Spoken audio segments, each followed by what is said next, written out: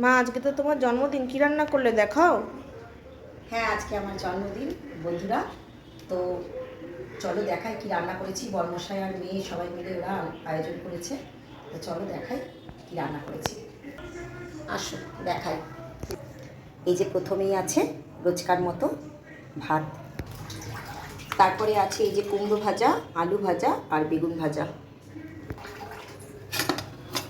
এই যে দেখো, এটা আছে লোটে মাছ, ধনেপাতা দিয়ে করেছি। এই যে আছে এটা লতি দিয়ে চিংড়ি মাছ।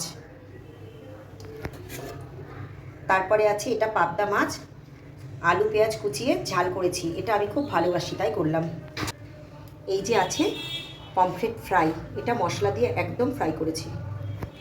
আর এই যে আছে আজকে স্পেশাল ইলিশ মাছ। দেখো বন্ধুরা, আজকে ইলিশ মাছের সাইজটা একটু বড়ই ছিল, তো জানি না কেমন খেতে হবে। নারকেল দিয়ে রান্না করেছি ইলিশ মাছ, এটাও আমি খুব ভালোবাসি। তো এই ছিল আজকের রান্নাবান্না বন্ধুরা, আমার জন্মদিন স্পেশাল রান্নাবান্না। তো তোমাদের কেমন লাগলো অবশ্যই জানিও।